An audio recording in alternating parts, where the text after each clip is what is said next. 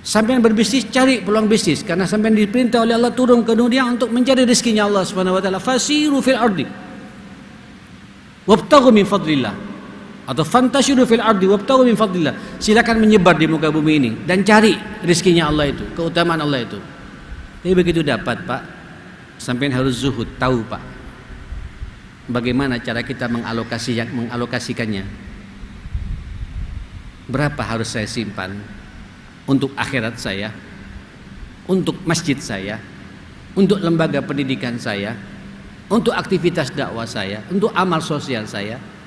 Berapa yang harus saya simpan untuk bekal saya bekerja pada saat-saat berikutnya, ya. Dan berapa pula yang harus saya habiskan untuk saya makan, untuk anak dan istri saya. Jelas itu jamaah sekalian.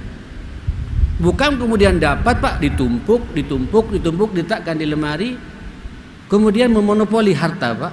Dolar ditukar taruh terus kayak gitu, kemudian ya sudah, Pak, sampai mati kadang-kadang masih terkunci di lemarinya jamaah sekalian. Ini zalim, Pak.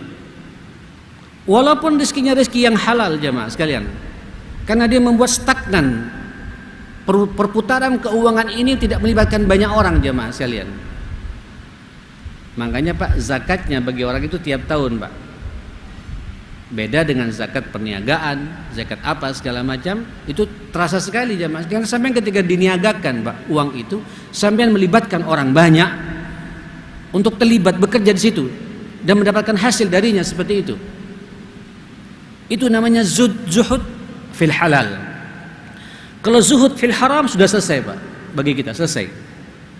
Tinggalkan ya, zuhud yang sebenarnya, tapi zuhud fadl, zuhud yang utama. Itulah zuhud, bagaimana sampean bisa mensikapi dunia proporsional jamaah sekalian. Sebagaimana saya contohkan Sayyidina Umar, saya contohkan bagaimana Sayyidina Utsman bin Affan radhiyallahu anhu, Sayyidina Abu Bakar As-Siddiq radhiyallahu an, bagaimana pula Abdurrahman bin Auf, Sa'ad bin Abi Waqqas, Sa'id bin Jubair, dan sahabat-sahabat besar yang lainnya jamaah sekalian. Yang saya pernah menyampaikan, mereka itu adalah 10 sahabat konglomerat yang masuk surga tanpa hisab loh, Pak. Kenapa?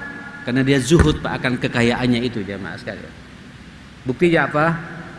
Sampai lihat nanti tafsir, Pak, dalam surat At-Taubah itu atau surat Al-Anfal, innallaha ashtara minal mu'minina anfusahum wa amwalahum bi anna lahumul jannah yuqatiluna fi sabilillahi wa yaqtuluna wa yuqtalun.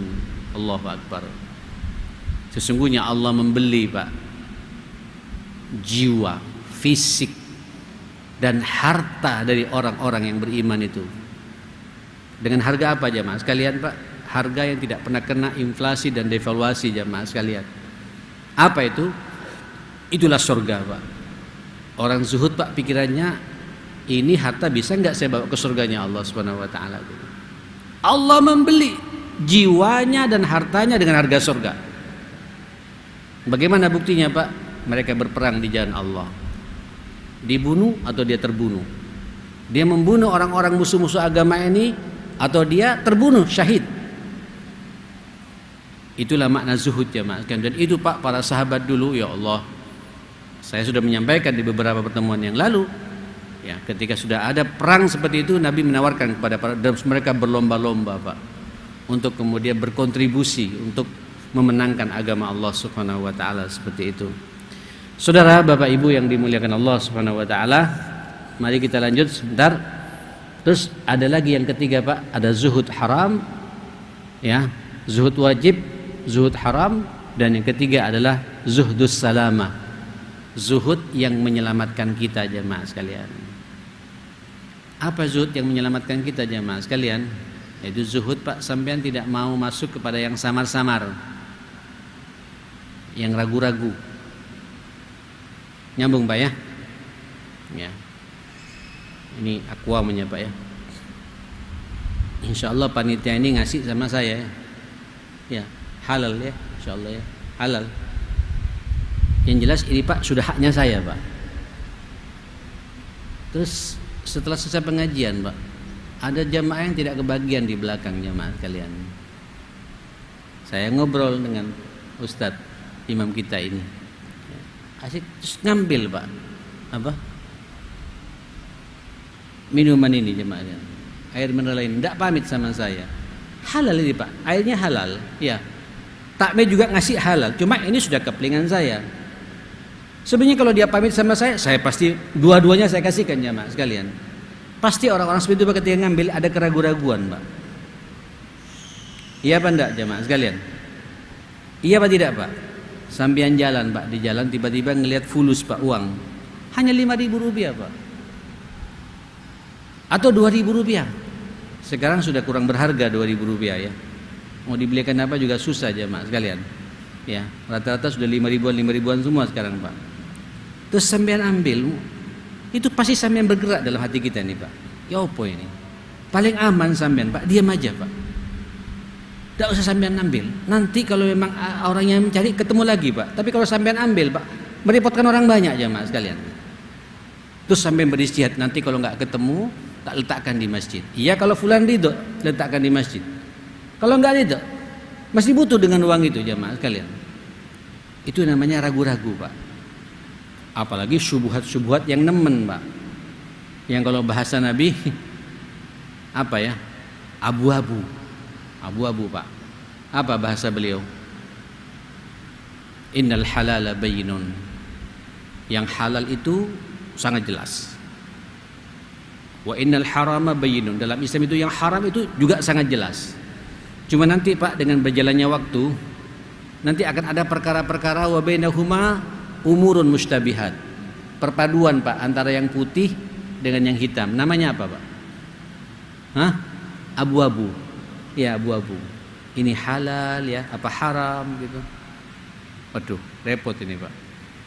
Ya, ini halal apa haram ya gitu.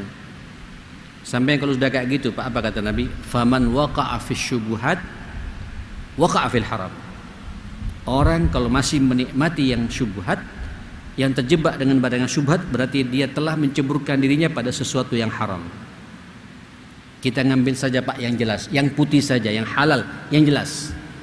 Aman bagi kita. Aman bagi kita jamaah sekalian. Albir matma'anna ilaihi nafas. Kebaikan itu Pak yang menenangkan buat jiwa kita. Wal itsmu, dosa itu maha kafi nafsik. Dosa itu adalah keraguan-raguan yang ada pada dirimu. Wa karihta ayyatali alaihin nas.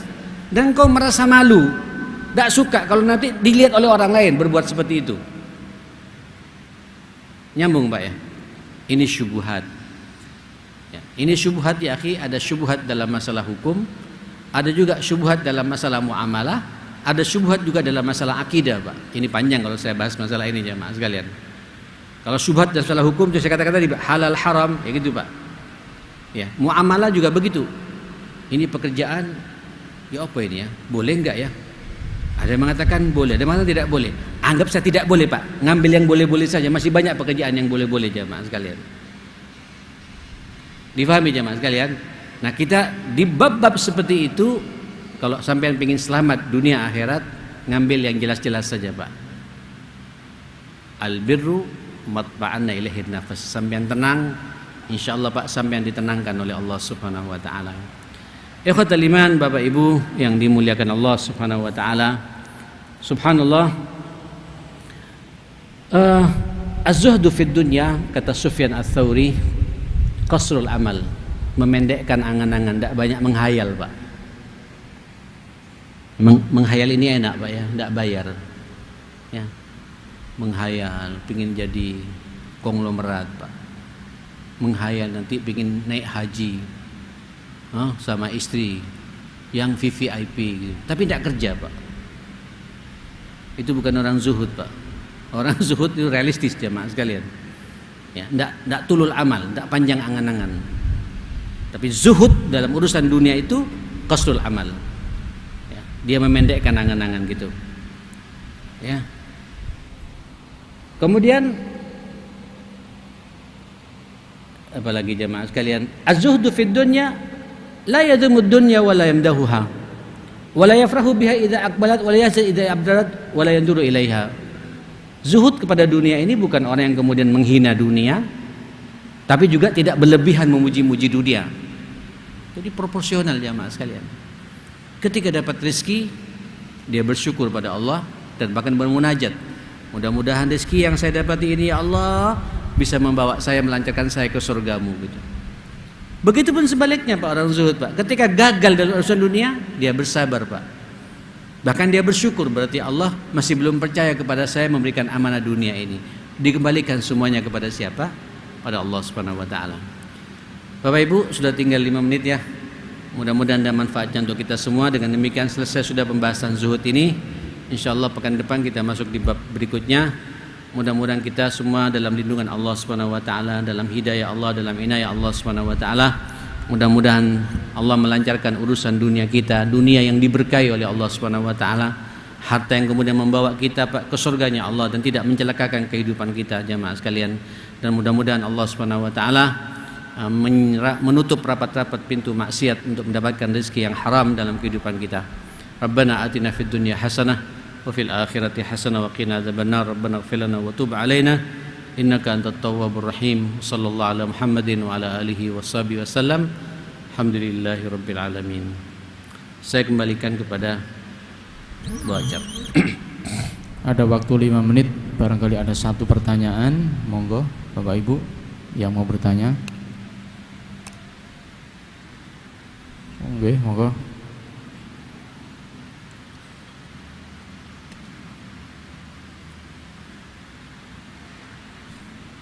Assalamualaikum warahmatullahi wabarakatuh. Maaf Ustaz, saya mau bertanya.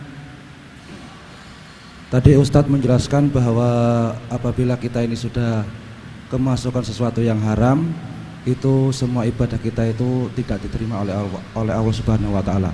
Terus bagaimana caranya kita agar ibadah kita diterima oleh Allah Subhanahu wa taala? Artinya bagaimana cara kita untuk bertobat mengenai hal itu, Ustaz? Terima kasih.